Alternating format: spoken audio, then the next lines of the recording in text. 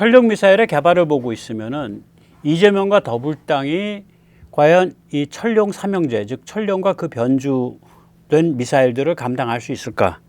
정권과 자주국방이 정면으로 충돌하고 있는 상황입니다. 그래서 오늘 그 같은 이야기를 좀 살펴보도록 하겠습니다. 이 철령 미사일 엔진 점화 2번 실패하고 간신히 성공했다 그러죠. 1월 달에 엔진 점화 안 되고 바로 추락했고요. 3월 달에 엔진 점화가 됐지만 뭐 수십 초 후에 불이 꺼졌다 그러고요. 날짜가 좋죠. 6월 25일 날, 우리가 물리치는 날, 물리치는 그 전쟁이 시작된 날, 실험에 성공을 했습니다. 드디어. 참고로 지금 저렇게 그 좀 미사일의 그 뭐 이렇게 생김새가 좀 약간 좀 그렇잖아요. 좀 너무 이렇게 막대기 같이 진짜 미사일 나올 땐 저렇게 아닙니다. 훨씬 쟤보다 훨씬 더 그러니까 이 세련되게 생겼죠. 그러니까 레이더 이런 거를 다 피할 수 있게 이 미사일 개발할 때 그렇게 합니다. 그러니까 마지막 순간까지 진짜 형상을 안 드러내요. 그러면 이제 엔진에 불 붙이기가 이렇게 어렵냐? 이게 굉장히 어렵습니다. 어렵다는 얘기들을 하시는 분들은 있는데 왜 어려운지에 대해서는 잘 얘기를 안 해주더라고요. 그래서 제가 좀 그 말씀을 드리겠습니다. 이 공중에서 이제 순항 미사일을 발사할 때 공중에 이렇게 어려워요. 터보팬, 터보젯 엔진을 점화하는 것은 항공역학에서 가장 까다로운 문제 중에 하나입니다. 첫째는 뭐냐면 항공기와 달리 지상에 구동 장치가 없죠. 그러니까 얘가 공중에서 이 흡입구로 유입되는 공기의 힘과 그 바람의 힘이 앞에 팬을 돌리게 돼요. 마치 풍차가 돌듯이 그 힘과 아니면은 그 안에 들어있는 소형 연소 물질 혹은 소형 압축 공기 캔 팍 터뜨려 갖고 그걸로 밀어내 가지고 이걸 돌리는 거예요. 이런 종류의 엔진들은 터보 엔진들은 압축기와 뒤에 터빈이 한번 확 돌리는 상태에서 돌아가는 상태에서 연료를 뿜어줘야 되거든요. 그럼 처음에 얘 어떻게 돌릴 거냐? 이게 바깥에서 밀어닥치는 공기의 힘과 안에서 뭐 예를 들어 압축 공기 썼다. 압축 공기 깡통 탁 터뜨려 가지고 샥 미는 힘으로 잠깐 돌리는 거거든요. 그런데 그 돌릴 때 확실하게 널널하게 돌리는 게 아니라 힘이 약하기 때문에 불이 꺼질 동 말 동안 그 포인트, 그걸 라이트 오프, 그러니까 불 꺼지는 그 지점이라 그래요. 라이트 오프 포인트 바로 그거 살짝 넘긴 정도로까지 돌려요. 그러니까 쌩쌩 돌아갈 때 대비해서 회전 속도가 한 15에서 20%밖에 안 나와요. 거기서 이제 불을 붙여야 되는 거야.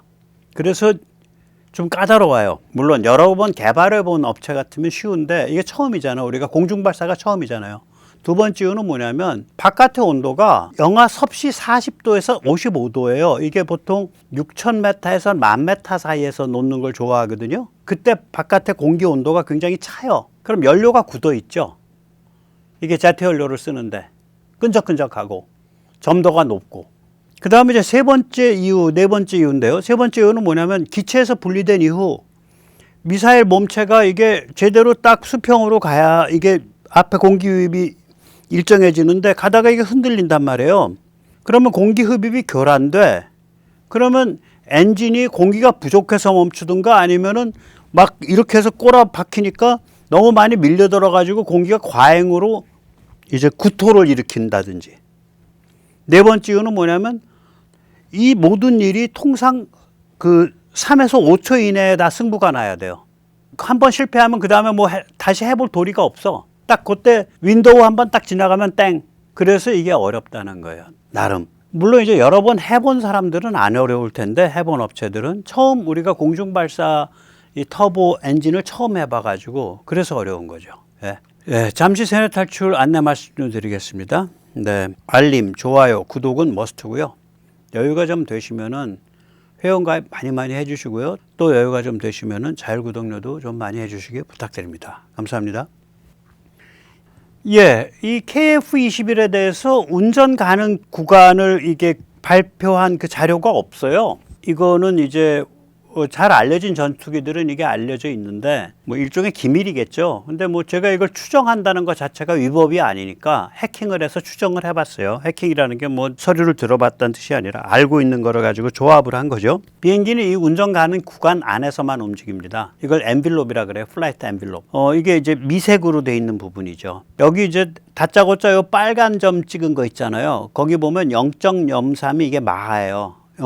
마하 0.03이 뭐냐? 그 당시에 비행기가 고바등각해서 왜 공중에서 거의 쓰다시피 했을 때 그때 진행 속도가 그러니까 20노트거든요. 20노트면 한 36km 됩니다. 이게 마하로 계산하면 한 0.03 마하 돼요. 그 다음에 그때 고도가 38,000이에요. 그래서 이 0.03에 38,000 점 찍으면 지금 빨간 원형점이에요. 왼쪽 위에 있는 거. 네, 연두색 한가운데 찍힌 거요. 연두색 바 한가운데 찍힌 거. 그거보다는 더 낮아질 수도 없고 고점에서는 그게 한계죠. 그게 한계치였죠. 그러면 거기 한계치가 나오려면 해수면에서는 이게 오히려 속도가 더 떨어질 수 있어요. 그래서 그걸 해수면을 0.01로 잡은 거예요. 출발점을 저기 맨 왼쪽 아래 구석에 있는 거. 그 다음 위에 저 파란 건 뭐냐면은 이게 발표는 55,000피트인데 아마 60,000피트쯤 될 거예요. 그게 조종석의 그 압력 한계예요. 그러니까 60,000피트 이상 올라가면 이제 그 여러 가지 그 조종석 압력이라든지 비행기가 좀 이상하게 움직이겠죠.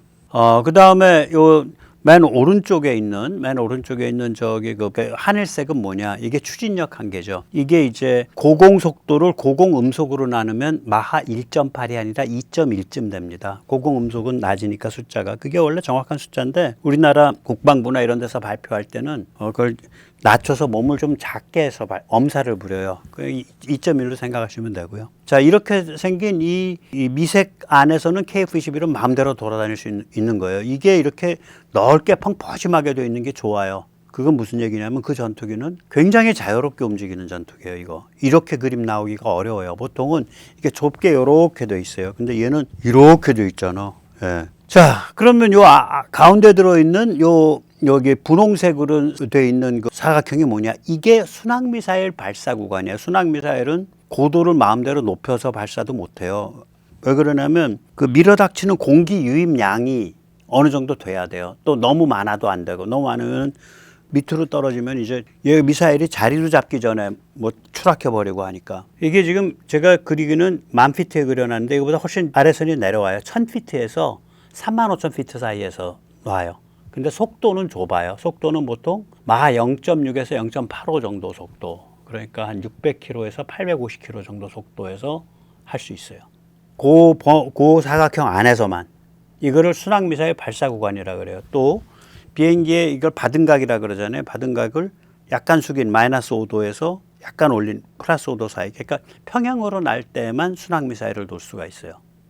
그러니까 순항미사일은 비행기를 거꾸로 뒤집어서 가면서 논다든지 올라가면서 논다든지 꼬라박히면서 논다든지 이거 불가능해요. 또 순항미사일을 음속에 예를 들어서 마하 1.7로 날아가면서 논다 불가능해요. 그렇게 놓으면은 마하 1.7의 공기가 이 미사일 공기 흡입구에 밀려들어 버리면은 미사일이 돌아갈 수가 없어요. 예.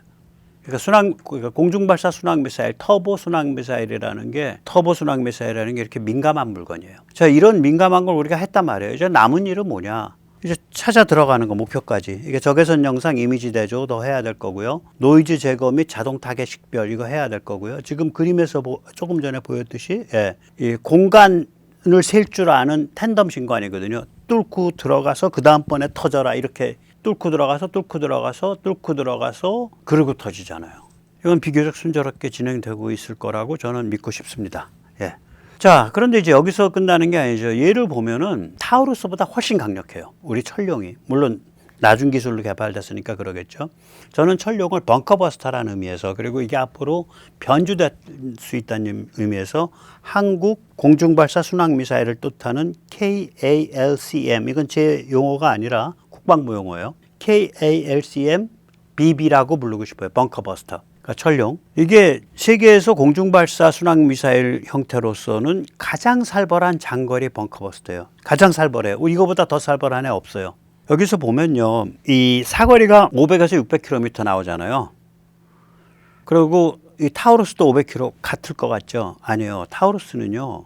저희 추정입니다. 초기에는 높게 가다가 일정한 데서 낮게 해서 가는 거예요. 한국의 국방부나 이런 데서 발표할 때 500, 600km 이건 뭐냐면 극악한 조건에서 5, 600이에요. 낮게 날수록 사거리가 줄어들거든요. 그러니까 쉽게 얘기하면 청주에서 발사해가지고 낮은 선봉까지 갈 때 계곡만 타고 가는 거야. 그러면 그게 한 500km 나올 거예요. 5, 600km. 무슨 말씀인지 아시겠죠? 그래서 아주 극악한 비행 특성에서 5, 600이라고 얘기하는 거예요. 이걸 제가 어떻게 아냐면 그 초기 개발 단계 때 아덱스에 갔었거든요. 그때 개발사들이랑 얘기를 해보면 800km라 그랬어요. 800에서 900입니다. 근데 저런 식으로 극악한 조건으로 갔을 때 500km면요. 고공으로만 달리면 800km, 900km 가요. 무슨 말씀인지 아시겠죠? 그러니까 우리가 사거리라 그럴 때 얘 비행 조건이 뭐지? 이걸 생각을 해야 돼요. 예를 들어서 미국의 그 제즈미알 900km, 1000km 간다 그러거든요. 이거 겁먹을 거 없어요. 얘 우리 천룡처럼 땅바닥에 붙여서 해버리면요. 500, 600밖에 못 가 이것도. 그 다음에 이제 탄두 무게 보시면 뭐 막강하죠. 그리고 이제 탄두 신관의 성격을 보면 2단계 텐덤 관통 단두이기 때문에 6m 콘크리트를 뚫어요. 이거 뭐냐면 처음에 부닥쳤을 때 한번 작게 터져가지고 얘를 구멍을 내놓고 그 다음에 치고 들어가는 거예요. 그걸 2단계, 2스테이지, 듀얼 텐덤 페네트레이션이라 그래요. 훨씬 복잡하죠, 탄두 구조가. 반면에 제즈미알 같은 거 미제 그거 별거 없어요. 그거는 그냥 쇳덩어리 뭉치야. 하나짜리야. WDU 42B 옛날 탄두거든. 1단계 일반 관통 탄두예요. 그래서 1.2m 정도밖에 못 뚫어요. 경납고 정도 뚫어요. 그리고 그래서 이런 걸 보면 이제 LRASM은 나중에 말씀드릴 거고요. 지금 아무튼 벙커버스터는 전 세계에서 2종류밖에 없어요. 우리 그 천룡 BB 그러니까 그 천룡 벙커버스터하고 타우루스하고 2종류밖에 없는데 타우루스보다 우리 게 월등해요. 지금 개발되고 있는 게. 그래서 세계 최강이라는 거예요. 그런데 이게 전략성 무기예요. 전략급 무기예요. 독일이 우크라이나한테 절대로 제공을 안 하고 있죠. 그래서 이런 무기거든요. 근데 이게 여기서 끝나는 게 아니에요. 변주를 한다고요. BB, GT, MT 셋이라고 이름을 달았는데 GT는 그라운드 타겟, 육상 타겟 때리는 거. 제즘처럼. 그러니까 이 벙커버스터 능력은 좀 줄이고 제즘처럼 일반 관통에서 한 1.2m 정도에서 경납고 정도 때릴 수 있게 하는 거. 그럼 이게 GT라고 하는 거예요. 네. 이거요. 아까도 말씀드렸잖아요. 지표 밀착 비행에도요. 제가 말씀드릴게요. 지표 밀착을 비행해도 아까 제즘에 육박한 제즘은 고공 비행이거든. 네. 지표 밀착 비행을 해도 제즘만큼 나오고요. 제즘처럼 고공 비행을 하면 1400km 나와요. 추정을 해보면 제가 어떻게 추정한지 이따 말씀드릴게요. MT도 마찬가지예요. 이 KALCM GT 그러니까 KL 천룡의 GT 버전 그러니까 일반 지상 목표 그러니까 경납고라고 보시면 돼요. 천룡의 경납고 파괴 버전은 저공 비행을 해도 고공 비행하는 제즘만큼 가고요. 고공 비행을 하면 제즘보다 한 400km 더 가요. 무서운 물건이죠. 제즘은 얘가 저 아래야. 예. 또 마찬가지예요. 미국이 자랑하는 잘 수출도 안 하죠. 예. 그 대한 미사일 LRASM이 있다고요. 그럼 천룡의 대한 미사일 버전, 즉 MT 버전. 이거는 지금 LRASM이 한 500km밖에 못 가요, 사거리가. 그래서 얘는 기본적으로 바짝 해수면에 붙여서 보내도 1150km, 1200km 가요. 기본적으로 LRASM보다 2배 이상 가요. 그런데 얘를 고공비행을 시켜 LRASM 고공비행 하거든요. 그러면 LRASM의 3배를 가요. 1600km. 그래서 이 천룡 삼형제가 무시무시한 무기예요. 중국을 정조주네요. 그렇기 때문에 리짜이밍 더블땅 이 정권이 천룡 삼형제 이거 제대로 밀어붙일 수 있을까? 뭐 개발을 늦춘다든지 뭐 아니면 생산을 늦춘다든지 배치를 늦춘다든지 여러 가지 그 시도를 할 가능성이 있다고 저는 우려하는 거예요. 그러니까 정권과 자주국방의 정면 충돌하는 거죠. 이게 무기를 쭉 보다 보시면 야 정말 살벌하다 그런 생각이 드실 거예요. 계산 방식은 이거예요. 결국 탄도 무게를 줄이고 천룡 그러니까 벙커버스터의 탄도 무게를 줄이고 연료량을 늘리면 돼요. 그 줄어든 무게만큼. 그냥 간단히 일단 GT부터 얘기할게요. 제즈미 GT잖아요. 그냥 일반 경납고 때리는 거 정도란 말이에요. 제즈미. 그러면 천룡을 갖고 6m 벙커가 아니라 1.2m 콘크리트 경납고 때리는 걸로 바꾸면 그게 이제 천룡 GT가 되는데 제즘에 해당하는 건데 아까도 말씀했지만 제즘은 고공비행해야 1000km가 얘는 저공비행해도 1000km 가요. 이게 이유가 뭐냐면 미국이 개발비를 줄이려고 구덕돌이 WDU-42B를 사용했어요. 이건 1990년대 기술로 만든 두꺼운 철판 외피야. 철판 무게가 341kg예요. 그 앞에 1.2m 공구리 뚫으려고 그 철판이 그냥 이렇게 두꺼워서 그게 341kg나 돼요. 그래서 그 안에 들어있는 화약 무게는 109kg밖에 안 돼. 그 두 개 합쳐가지고 뭐 예를 들어서 440kg다, 450kg다 이러는 거예요. 지금 그 탄두 무게가. 탄두 안에 들어있는 화약은 109kg밖에 안 돼요. 우리 그 벙커버스터 있잖아요. 걔도 마찬가지예요. 걔는 화약 무게 한 90kg밖에 안 돼요. 90도 안 될 거야. 순수 화약 90이 장난이 아니죠. 그런데 우리는 이런 두꺼운 철판에 필요 안 써. 포스코가 세계 최강으로 특수 초고인장도 합금을 만드는데요. 몰리브덴에 뭐 티타늄에 섞어가지고 기막히게 만들어요. 포스코가. 그리고 또 포스코가 애국 기업 아닙니까? 다 우리나라 기업들은 다 애국 기업이지. 대기업들이 뭐 해달라 그러면 해주지. 그럼 사실 포스코는 막 철강을 막 수십만 톤씩 찍어내고 100만 톤씩 찍어내는데 그거 뭐 한 5톤만 좀 요만한 국자로 하나 좀 만들어주세요 하면 실은 내색 안 하고 실비로 그걸 만들어주고 거기에 의한 손해를 R&D 비용으로 돌려버린다고요. 그래서 무시무시한 합금을 만들어줘요, 그 집이. 그래서 철판 무게가 170kg로 줄어버려. 화약 무게는 그대로 110kg 가져가고. 그러면 남는 게 얼마가 되냐면 원래 철용이 이게 480이었으니까 최소 180에서 200kg가 절감이 돼요. 이거를 연료분으로 돌리거든. 지금 철용의 연료가 360kg라고 우리가 추정이 되고 있어요. 그건 제가 추정하는 거예요.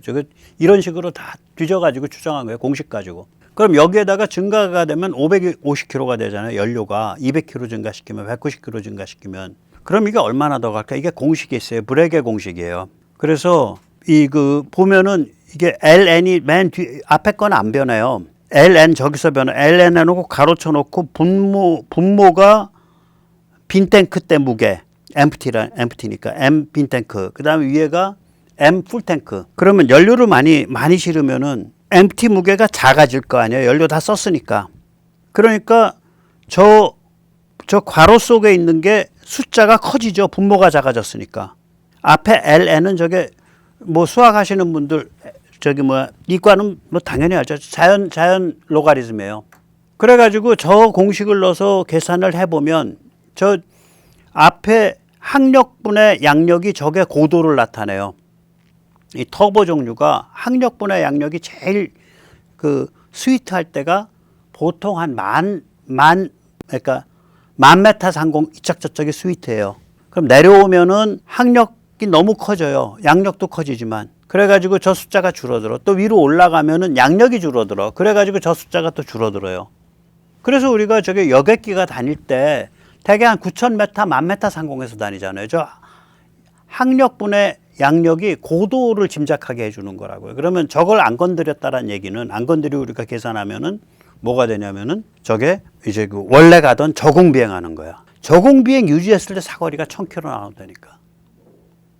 한마디로 만주 한가운데까지 원주에서 띄워갖고 골짜기만 타고 가도 간다 이거예요. 1000km를.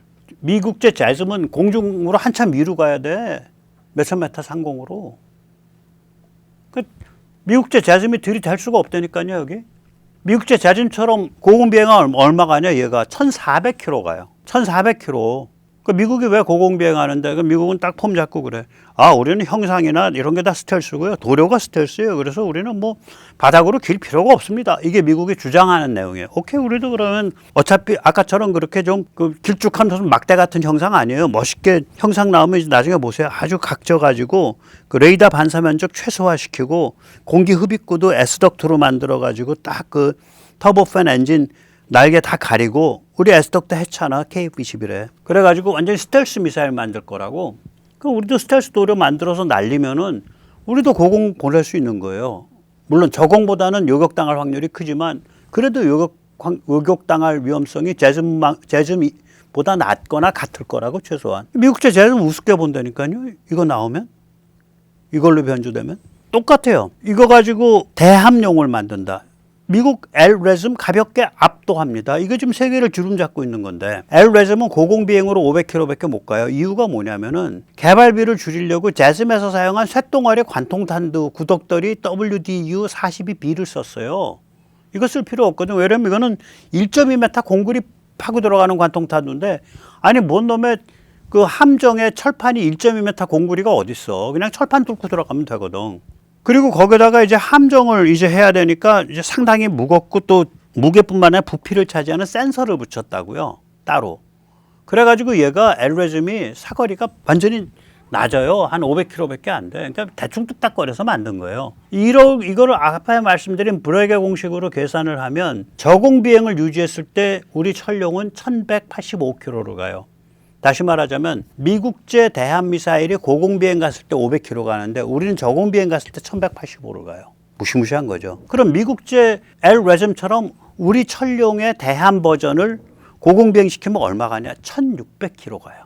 무시무시한 물건이라니까요. 천룡 삼형제. 그게 변조하겠냐 이거. 중국 눈치 봐야 되는데, 중국을 섬겨야 되는데. 그래서 걱정되는 거죠. 그러니까 정권과 자주국방이 정면 충돌하는 거예요. 이게 뭐냐면요. 군사학에서 위협 반경이라는 게 있어요. Threat Ring. 이게 오산 공군기지를 중심으로 해서 거기서 뜬 KF-21이 1000km를 간 다음에 600km를 더 보내면은 1600km 갈 거 아니야. 그게 Threat Ring이거든요. 붙으면은 침투하니까 결국은 1600km 조진다 그랬을 때 조질 수 있는 데가 어디냐? 그 땅바닥으로 붙어서 가는 거죠. 비행기에서 놓고 나면 600km는. 그 밝은 파란색이 돼요. 고공으로 놓으면 어떻게 돼요? 미국 그 재즈처럼. 그럼 900km 가잖아. KF-21의 작전 반경이 1000km니까 플러스해서 1900km를 커버할 수 있어요. 그게 공중급유 없이. 그게 짙은 파란색이에요. 다 들어와요. 거의 빵카로 때리는 게. 그 다음에 그거 말고 재즈처럼 변형한 거 그냥 1.2m 공구리만 깨면 돼. 경락고만. 오케이. KF-21이 날아올라서 1000km 간 다음에 저기 뭐 일반 경락고 버전, 그러니까 경락고 파괴 버전, 벙커버스터가 아니라 그걸로 놓으면 어떻게 되냐. 2000km가 돼요. 토탈은. 1000km, 1000km. 그게 그림에서 녹색 선이에요.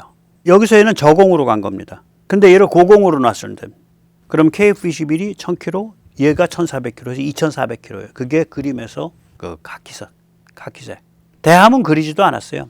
대함은 바다에 바짝 붙어서 낮게 갔을 때 2100km 가요. 2100km면요. 선전 앞바다까지 가요. 오산에서. 그런데 이거를 제주 영공에서 놨다. 그러면은 해남도까지 가요. 2100km 하면. 2600km 하잖아요. 제주 앞바다에서 놓으면은 베트남 다낭까지 가요. 저 위로는 오스케까지 가고. 캄차카에. 그러니까 지금 이 천룡 삼형제가 얼마나 무서운 무기인지 이렇게 느낌이 오실 거예요. 그러니까 대한민국 공군의 반치가 달라지는 거예요. 그러니까 완전히. 아니 얼마나 무서우면은 제공을 안 하겠어요. 독일이 우크라이나에게. 그 돈은 그렇게 퍼주면서도. 일본은 이런 거 안 하냐 합니다. 타입 25. 일본의 대함 삼형제인데 일본은 이제 평화주의에 함몰돼 있잖아요. 평화주의 뒤에 숨어서 지대함, 공대함, 함대함만 개발해요. 전부 함정 깨는 것만. 지상 깨는 건 별로 안 해, 일본은. 함정 깨는 거를 지상 발사, 공중 발사, 함정 발사를 하죠. 그러니까 타입 25 지대함, 즉 다시 말해서 땅에서 쏴가지고 함정 깨는 건 이미 배치가 시작됐어요. 사거리 1000km고요. 향후 1500km로 늘린다 그래요. 함대함, 공대함은 내년부터 배치합니다. 그러니까 일본을 협박하는, 일본을 위협하는 함정은 깨겠다는 거야. 그런데 중국 땅은 깨는 건 조금 좀 머리 좀 긁어보고 있죠. 토마호크 들여왔죠. 그래서 중국 땅 깨는 건 아직 일본 거로는 많이 안 하고 있어요. 이런 종류는. 그러니까 일본은 그러니까 타입 25가 함정에 한정된 변주 세계지. 대함 변주죠. 그러니까 땅에서 쏘는 거, 배에서 쏘는 거, 공중에서 쏘는 거. 이것과 한국을 비교하면요. 한국은 지대함, 잠대함, 함대함은 초음속 대함 미사일로 해요. 우리는 짧잖아 바다가. 이걸 하고 있다고요. 해성5 같은 게 지금 쉬쉬하고 있지만 잠수함에서 발사되는 이 초음속 대함 미사일일 거라고 생각되거든요. 얘가 한 500km 가거든요. 그러니까 우리가 해야 될 바다는 다 한반도 인근 바다는 다 지키는 거예요. 우리는 빨리 반응해야 되니까 맞는 얘기죠. 공대함, 초음속 공대함, 예, 잘 나가는 이 이재명 정부가 개발 중지시켰죠. 제가 이거 많이 비판했죠. 예. 한국은 초음속 공대함을 되살려내야 됩니다. 그리고 아음속은 공중발사 천룡 삼형제 중 이제 이 MT 버전, 그러니까 공대함 버전으로 아음속 그렇게 해서 둘 다 가져가야 돼요. 그렇게 갈래나? 안 하죠. 자, 천룡 삼형제 같은 무서운 무기들이 줄줄이 나와야 되는데 그 의미가 뭐겠냐? 우리가 생각을 해볼 필요가 있어요. 우선 첫째 의미가 한미 군사동맹을 강화하고 전시작전권을 지금 상태로 유지해야 돼요. 야, 전쟁 났을 때 미국이 전시작전권 가지면 우리가 말려 들어가는 거 아니야? 아니요. 비토 조항이 굉장히 세요, 거기. 그 전시작전 있다 그래서 다 일방적으로 끌려 들어가지 않아요. 거기 전시작전 그거 보면 제가 한참 분석을 해드리려고 그래. 비토 조항이 다 있어, 이미. 지금 핵보유 중국, 핵보유 러시아, 핵무장 북한을 앞에 두고 전략급 무기로 우리가 무장을 하고 있는 거거든요. 그러니까 이럴 때는 한국식 도광량에 힘을 감추고 시간을 벌고 몸을 낮춰야 된다고. 한미동맹 뒤에 숨어서 하는 게 100번 유리해요. 앞에 나서 가지고 막 잘난 체 하면서 공격 원잠을 만들겠습니다. 공격 원잠 만드는 건 좋은데 그거 한답시고 다른 거 못하면 절대로 안 되는 거예요. 그건 안 급한 일이고 공격 원잠은 안 급한 일이에요. 이런 게 훨씬 중요하고 급해. 우리가 공격 원잠 만든다 그래서 만들어 가지고 남중국해에 가서 중국 전략 원잠 따라잡으러 갈 거예요. 문근식 선생은 그런 소리 하는데 나는 아니야. 그건 문근식 선생 보고 하라 그래. 나는 아니요. 나는 이호도 이북 쪽에 한반도 인근 해역을 지키는 게 중요한데 특히 서해 같으면 공격 원잠은 들어가지도 못해 커서. 도산 안창호도 못 들어가는데 서해는. 뭐 꼭 하겠다면 하는데 그러려면 국방비를 왕창 늘려놓고 해라 이거예요. GDP의 4%쯤으로. 아니 오죽하면 걱정이 돼가지고 엉뚱한 짓 한다고 걱정이 돼서 미 의회에서 미 국방부에게 미 전쟁부에게 이번에 국방수권법안을 통과시키면서 거기다가 의회 의견을 첨부를 했잖아. 그거 거의 법률 성격이에요. 너희 국방부가 이재명 정권이 공격 원잠을 명분으로 내걸어서 마땅히 해야 될 그러한 그 국방 강화를 소홀히 하는지 안 하는지 조사해서 보고해라. 그 구절이 있어요, 거기에. 쪽팔리는 줄 알아요, 이제 쪽팔리는지, 이재명 씨는. 그러니까 이재명 씨가 무슨 생각하는지 다 알고 있는 거예요, 지금. 예. 그래서 이게 그 새끼 헤게몬 게임, 프랑스가 이런 거 잘하지. 예. 삐대고, 어깃장 놓고. 터키 에르도간 이런 거 잘하죠. 삐대고, 어깃장 놓고. 터키 다 말아먹었지. 불장난이거든요, 새끼 헤게몬 게임은. 이거 한답시고 전략적 자주성을 하겠습니다.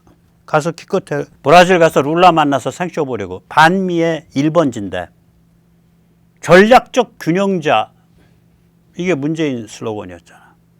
스트래티직 밸런서. 그렇게 해서 까불면 골로 가요. 왜냐하면 이렇게 전략급 무기들을 막 가지고 가야 되기 때문에 이렇게 까불면 안 돼. 잘난 체하면 안 돼. 그냥 한미동맹 뒤에 숨은 척 해가지고 그렇게 가야 되는 거예요, 이거. 두 번째는 뭐냐면 한반도 방어 비핵 군사력은 한국이 감당하고 주한미군은 상징, 해구산, 유연성이에요. 이 정도 무기를 갖추면요.